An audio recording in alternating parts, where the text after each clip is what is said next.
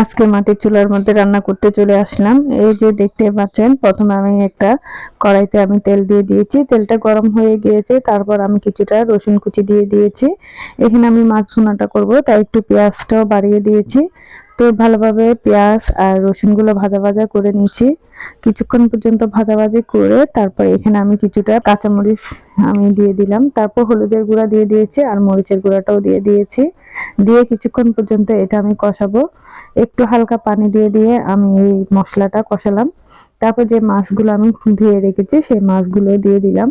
মাছগুলো দিয়ে কিছুক্ষণ পর্যন্ত আমি এখানে কষাবো, পানি ছাড়া অনেকক্ষণ পর্যন্ত কষালাম।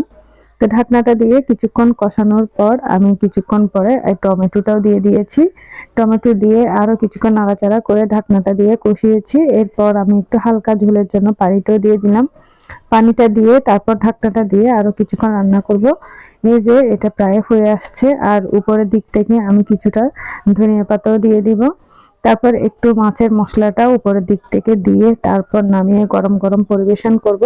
এই যে আমার প্রায় হয়ে গিয়েছে রান্নাটা। কেমন হয়েছে অবশ্যই জানাবেন। আর এই রান্নাটা অনেক মজা হয়েছিল, কারণ আমি অনেকদিন পর মাটির চুলাতে রান্না করেছি। মাটির চুলা রান্নার মজাই আলাদা। তো যাই হোক, আমার রান্নাটা প্রায় কমপ্লিট হয়ে গিয়েছে।